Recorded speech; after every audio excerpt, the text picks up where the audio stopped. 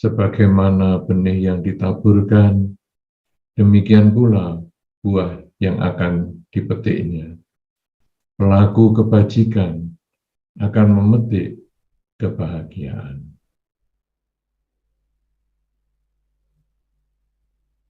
Menteri Sugito dan Samanira yang saya hormati, para Romo Ramani, para upasaka upasika, serta semua saja yang mengikuti acara ini. Bersama-sama dalam kesempatan saat ini, kita mengikuti upacara Sanggadana di bulan Katina yang diselenggarakan oleh Wihara Buddha Loka Tulungagung. Saudara-saudara, karena pandemi yang masih berlangsung sampai saat ini, maka acara Sanggadana Wihara Buddha Loka Tulungagung ini masih diselenggarakan secara terbatas. Hanya umat yang mungkin mengikuti di rumah, sedangkan yang datang ke wihara dibatasi hanya beberapa orang saja. Tentu saja mungkin ini untuk sebagian orang tidak terlalu memuaskan, tetapi ini adalah merupakan salah satu upaya kita umat Buddha membantu pemerintah dalam rangka memutuskan rantai penyebaran atau rantai pandemi COVID-19 yang masih berlangsung, walaupun sekarang intensitasnya sudah mulai berkurang. Saudara-saudara, meskipun mungkin kita tidak bertemu secara langsung, tetapi mudah-mudahan hal-hal yang hendak disampaikan di sini akan memberikan manfaat, mendorong kita semua untuk melaksanakan dharma dalam kehidupan sehari-hari, menambah semangat kita untuk melaksanakan dalam kehidupan sehari-hari, yang tentu saja buah kebajikan yang kita lakukan itu akan menghasilkan kebahagiaan untuk kita semua. Saudara-saudara, upacara Sanggadana di masa Katina ini menjadi penutup dari kegiatan 3 bulan para biku berwasa atau tinggal di satu tempat. Diceritakan pada zaman itu, para biku dengan jubah yang seadanya menghadapi masa wasa, masa penghujan, banyak kerusakan dan lain sebagainya di dalam jubahnya, sehingga para umat diperkenankan oleh Sang Buddha untuk mempersembahkan kebutuhan para biku, terutama adalah jubah. Saudara-saudara, kalau kita melihat secara dangkal atau di permukaan, maka kita hanya melihat upacara para umat mempersembahkan dana, jubah, dan keperluan para biku yang lain, misalnya obat-obatan, keperluan untuk mandi, serta yang lain-lain. Kalau kita lihat secara dangkal adalah seperti itu. Tapi kalau kita melihat secara lebih dalam, maka upacara Sanggadana ini bukan hanya sekedar seorang umat mempersembahkan kebutuhan para biku, tetapi seorang umat berpikir bagaimana mengkondisikan supaya biku ini bertahan untuk waktu yang lama. Karena kalau para biku bertahan, maka para biku mempunyai kesempatan untuk mempraktekkan dan berbagi dharma, yang tentu saja juga memberikan kesempatan kelestarian ajaran Sang Buddha. Jadi, kita lalu melihat sekarang bahwa persembahan Sanggadana ini bukan hanya sekedar materi, tetapi persembahan Sanggadana ini menjadi upaya kita bersama mempertahankan Dharma. Sehingga Sanggadana ini bermakna Dhamma Dana. Karena para umat mendukung kelestarian Dharma. Sehingga dapat dikatakan sebagai Dhamma Dana. Dan tentu kita sudah pernah membaca bahwa dari semua dana, Dhamma Dana lah yang tertinggi nilainya. Saudara-saudara, kadang-kadang memang di antara kita ada yang pandai berceramah, sehingga dia bisa mengisi kehidupannya dengan berbuat kebaikan, dengan berbagi dharma, dengan ceramah di satu tempat, tempat lain, dan sebagainya. Namun ada beberapa orang yang kurang memiliki kemampuan berceramah dharma. Kadang-kadang untuk berdiri ataupun berbicara di muka umum pun timbul kegelisahan atau kegugupan. Tapi dia pandai bernyanyi. Nah, sehingga umat Buddha bukan hanya pandai berceramah, tetapi kalau memang tidak punya kemampuan untuk berceramah, dia juga bisa berdana dhamma dalam bentuk lagu. Sehingga mungkin kita bisa menyanyikan lagu Buddhis yang tentunya lagu Buddhis ini juga berisi tentang pelajaran yang mendorong kita melaksanakan dharma di dalam kehidupan sehari-hari. Kalau ada orang mungkin kurang mampu berceramah, mungkin kurang mampu menyanyi karena suaranya kurang bagus, mungkin dia bisa menulis. Menulis itu pun tentang dharma, misalnya menulis artikel, mungkin artikel itu dimuat di Facebook, artikel itu mungkin dimuat di Instagram, artikel itu mungkin dibagikan melalui WA group, maka itu juga termasuk upaya berdana dharma, yaitu mendorong orang yang membacanya bersemangat melaksanakan dharma. Sehingga diharapkan setelah bersemangat melaksanakan dharma, juga bisa merasakan berbahagia di dalam dharma. Kalau sekarang ceramah mungkin kurang memiliki kemampuan, menyanyi juga kurang memiliki kemampuan, menulis juga kurang memiliki kemampuan, maka bisa juga kita berdana untuk membantu kelestarian dharma seperti dengan mengikuti Sanggadana di masa Katina ini. Jadi kita dengan sebagian milik kita merelakan sebagian dari milik kita untuk kelestarian dharma. Ini pun adalah dhamma dana. Nah, saudara-saudara, jadi banyak sekali upaya kita untuk berbagi dharma.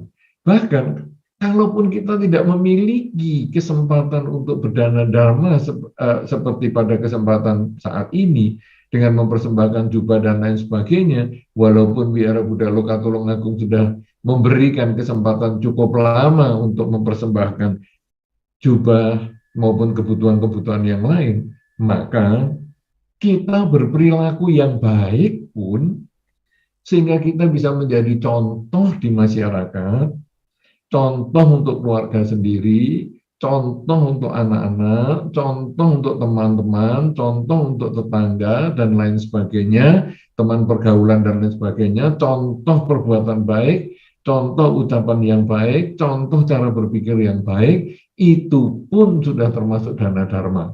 Karena ketika orang melihat perilaku kita yang baik, ketika melihat ucapan kita yang baik, ketika melihat cara berpikir kita yang baik, mungkin mereka akan melihat, oh inilah hasil melaksanakan dharma.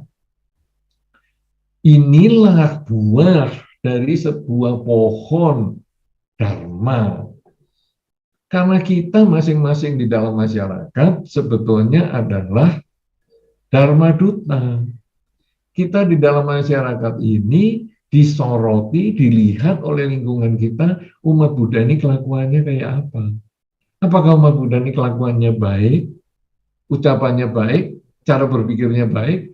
Kalau kita perilaku baik, ucapan baik, dan cara berpikir baik, maka selain kita menambah kebajikan untuk diri kita sendiri, kita pun sebetulnya mengkondisikan orang berbuat baik, dan sekaligus kita meningkatkan, menjaga nama baik Buddha Dharma. Dan ini sesungguhnya adalah menjadi satu kebajikan yang besar untuk kita, karena ini termasuk Dhamma Dana. Oleh karena itu, saudara-saudara, kalau kita lalu melihat sekarang, ternyata Sangga Dana ini bukan hanya sekedar saya datang, saya berdana, tetapi ini sesungguhnya adalah merupakan dana dhamma. Ini sesungguhnya adalah upaya kita mempertahankan dharma agar lestari di muka bumi ini. Tapi ternyata bukan hanya kita dalam upacara Sanggadana saja kita bisa berbuat baik, tetapi ternyata justru yang penting di kehidupan sehari-hari kita berusaha memancarkan pikiran yang baik, ucapan baik, dan perilaku yang baik. Nah sekarang baik ini bagaimana? Karena kita gampang sekali mengatakan pikiran baik, ucapan baik, dan perilaku yang baik. Tetapi baik sendiri definisinya lalu apa? Maknanya apa? Nah, sama dengan Sanggadana ini, saudara-saudara. Ketika Anda mempersembahkan jubah, ketika Anda mempersembahkan kebutuhan sehari-hari para biku, sebetulnya kemudian Anda berpikir apa sih yang membuat ataupun apa sih yang bermanfaat untuk para biku. Misalnya jubah. Saya yakin Anda yang berdana jubah ini belum pernah menggunakan jubah, atau pada saat mempersembahkan dana jubah itu tidak menggunakan jubah. Jadi Anda menggunakan baju biasa, pakaian biasa sebagai umat berumah tangga. Logikanya kalau Anda di sehari-hari, Anda kalau ngasih orang ya yang Anda punya. Anda punya baju, kasih baju. Anda punya jaket, Anda kasih jaket. Anda punya jam tangan, Anda kasih jam tangan. Anda punya sisir, kasih sisir. Tetapi ketika Anda melakukan Sanggadana, Anda tidak memberikan apa yang Anda miliki, tapi Anda mengkondisikan ataupun Anda berpikir, biku ini membutuhkan apa ya? Biku tidak membutuhkan jaket seperti yang Anda gunakan. Biku tidak membutuhkan baju seperti yang Anda gunakan. Biku tidak membutuhkan pakaian seperti yang Anda gunakan. Karena itu kemudian orang berusaha. Bagaimana ya saya bisa berdana jubah? Nah, jadi orang ini usaha. Anda berusaha mendapatkan jubah, kemudian dipersembahkan kepada sangga.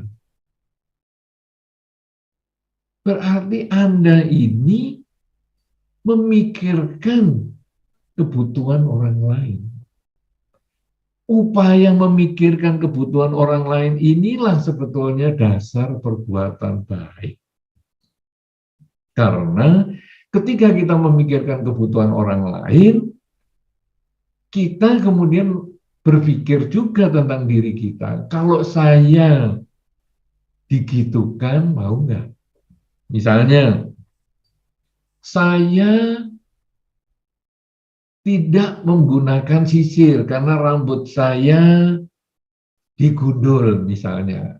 Misalnya Anda sebagai perumah tangga kan banyak juga yang rambutnya digundul. Kemudian ada orang memberi sisir kepada Anda. Apa yang Anda rasakan? Anda akan merasa, loh, ini kan tidak bermanfaat untuk saya. Tapi ketika misalnya rambut Anda gundul ini karena rontok, sering rontok, bukan karena dicukur, kemudian orang itu memberikan obat supaya rambut Anda tumbuh, maka itu bermanfaat. Walaupun orang yang memberikan obat itu rambutnya sudah lebat, tetapi melihat Anda yang rambutnya rontok, dia berdana obat untuk penumbuh rambut, maka dia sesungguhnya memikirkan tentang Anda. Dan ketika Anda menerima obat penumbuh rambut itu, Anda bahagia. Karena memang inilah yang saya perlukan. Nah, ketika Anda memerlukan dan Anda mendapatkan, timbullah rasa bahagia. Sebaliknya ketika Anda mendapatkan hal-hal yang tidak Anda perlukan, maka kebahagiaan itu berkurang, bahkan mungkin kita tidak bahagia. Dan inilah sebetulnya yang kita latih cara berpikir ini ketika kita melakukan sanggadana. Bahwa biku tidak butuh jaket, biku tidak butuh pakaian perumah tangga, tetapi biku membutuhkan jubah. Kalau gitu saya usahakan saya memberikan jubah dan saya persembahkan. Dan ini sebetulnya adalah latihan. Di satu tempat, misalnya Wihara Buddha Loka Tulungagung mengadakan acara sanggadana di masa Katina sekali dalam setahun. Tetapi wihara-wihara lain juga mengadakan sekali dalam setahun. Kita seorang umat Buddha boleh mengikuti upacara sanggadana di masa Katina ini di berbagai wihara, sehingga kita terlatih untuk selalu berpikir bagaimana sih membahagiakan orang lain. Karena membahagiakan orang lain sama dengan membahagiakan diri sendiri. Ketika kita memberi kepada orang lain dan orang itu tersenyum karena sesuai dengan yang diperlukan, maka kita pun juga merasa bahagia. Nah, jadi sekarang selain kita mengikuti acara di satu wihara atau mungkin lebih ada wihara-wihara lain dan sebagainya, bisa 10 wihara, 20 wihara dan sebagainya, tapi sesungguhnya nanti kita berpikir untuk kebahagiaan orang lain itu juga kita lakukan sepanjang waktu, sepanjang hari, seumur hidup kita. Sehingga kita berpikirlah juga bahwa kalau saya tidak mau dipikir seperti itu, maka saya juga jangan mikir orang lain seperti itu. Karena diri sendiri tidak mau disakiti, orang lain juga sama punya perasaan yang sama, tidak mau disakiti. Sebaliknya diri sendiri ingin berbahagia, maka orang lain pun juga ingin bahagia yang sama. Nah, jadi kita kemudian melakukan itu di dalam kehidupan sehari-hari. Tadi dilatih di dengan sanggadana di masa Katina, tapi kita kemudian melatih ini dalam kehidupan sehari-hari. Ucapan-ucapan yang saya tidak mau mendengarkan karena tidak sesuai dengan yang saya harapkan, maka saya juga tidak ucapkan hal itu kepada orang lain, karena orang lain pun tentu tidak menyenangi kata-kata yang seperti itu. Tindakan yang saya juga tidak suka untuk menerima, saya pun juga tidak melakukan itu untuk orang lain. Kalau kita bisa selalu berpikir demikian, kita selalu bisa berbicara demikian, kita bisa selalu bertindak seperti itu, maka upacara sanggadana di masa Katina ini menjadi punya makna yang besar. Selain kita berdana kepada sangga, selain kita mempersembahkan dana kepada sangga, tetapi kita sudah mengubah perilaku kita, mengubah cara berbicara kita, mengubah cara berpikir kita, sehingga dana di masa Katina ini menjadi inspirasi untuk kita melakukan kebajikan sepanjang hari, sepanjang waktu, seumur hidup kita, yaitu berpikir kalau diri sendiri tidak mau disakiti, jangan menyakiti orang lain. Kalau diri sendiri ingin bahagia, orang lain pun juga ingin mendapatkan kebahagiaan, dan kita hendaknya bisa menjadi sumber kebahagiaan untuk orang lain, kita menjadi sumber kebahagiaan untuk lingkungan kita, sumber kebahagiaan untuk semua makhluk di sekitar kita, bukan menjadi sumber penderitaan untuk orang lain maupun semua makhluk di sekitar kita. Kalau hal ini kita bisa lakukan, maka kita menjadi contoh nyata umat Buddha di lingkungan kita masing-masing. Orang akan melihat, wih, umat Buddha luar biasa, karena umat Buddha ternyata menjadi umat yang baik, baik pikirannya, baik di dalam berbicara, tutur sapanya, baik di dalam perbuatannya, dan ini akan mengangkat nama baik Buddha Dharma, mengangkat nama guru Buddha Gotama, mengangkat nama ajaran Sang Buddha ini di dalam masyarakat sehingga mempunyai nama baik. Dan itu adalah merupakan dhamma dana. Tanpa kita berceramah, tanpa kita menyanyi, tanpa kita menulis buku, tanpa kita berdana kepada para biku dan sebagainya, tapi dengan pikiran baik, ucapan baik, dan perilaku yang baik, sehingga menjadi contoh nyata di dalam masyarakat seorang umat Buddha yang baik, itu sudah termasuk dhamma dana. Dan itu adalah dana yang tertinggi di dalam konsep berdana di ajaran Sang Buddha. Oleh karena itu, saudara-saudara, janganlah kita hanya berhenti pada upacara Sanggadana di masa Katina pada hari ini, atau mungkin upacara Sanggadana di masa Katina pada hari-hari yang lain di wihara-wihara yang berbeda. Jangan hanya berhenti di situ. Saya sangat-sangat menyarankan, jadikanlah upacara Sanggadana ini saat perubahan pikiran kita untuk menjadi orang yang berpikir demi kebahagiaan makhluk lain. Karena itu, kalau kita bisa seperti inilah, saudara, kita sudah melaksanakan dharma yang memberikan manfaat untuk diri kita dan orang lain.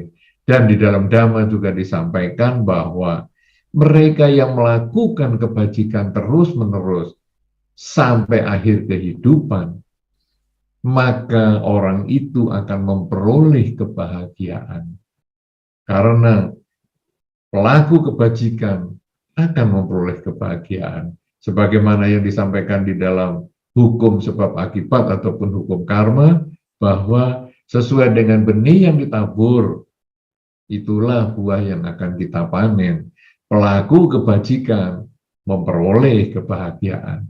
Kalau kita selalu melakukan kebajikan ini dengan pikiran, ucapan, dan perilaku kita mulai sekarang sampai selama-lamanya, bukan hanya ikut Sanggadana saja, tetapi kita selalu ingat untuk berbuat baik kepada lingkungan dan lain sebagainya, kepada semua makhluk, maka di dalam kehidupan ini kita akan memperoleh kebahagiaan, dan setelah kehidupan ini kita juga akan merasakan kelahiran di alam bahagia. Kelahiran di alam bahagia bisa lahir di alam surga, juga bisa terlahir di alam manusia yang kondisinya nyaman, sehingga kita dimanapun kita terlahir, hidup kita penuh kebahagiaan. Dan hal ini diperoleh dengan mulai saat ini sampai selama-lamanya kita selalu berpikir yang baik demi kebahagiaan makhluk lain, karena itu otomatis membahagiakan diri kita, karena semua makhluk sama dengan diri kita, tidak ingin menderita, ingin bahagia. Ketika kita bisa berpikir positif demikian, maka ucapan pun kita menjadi ucapan yang baik, membahagiakan makhluk lain, perilaku pun menjadi perilaku yang baik. Inilah makna Sanggadana di masa Katina, sebagaimana yang kita lakukan pada kesempatan ini. Mudah-mudahan salah satu makna Sanggadana ini dapat memberikan manfaat, menginspirasi kita untuk selalu berbuat baik. Semoga Anda semua selalu berbahagia. Semoga semua makhluk berbahagia. Selamat Katina, Sabe Sata Hawantu Sukitata. Sadu, sadu, sadu. Maha anumodana atas pesan-pesan Dhamma yang telah Yang Mulia Bante Uttamu sampaikan. Semoga ini menambah semangat kita di dalam melaksanakan Sanggadana dengan selalu menumbuhkan pikiran bahagia di awal, bahagia di saat melaksanakan, dan bahagia setelah kita melakukan Sanggadana. Dengan demikian, berkah yang utama bisa kita peroleh.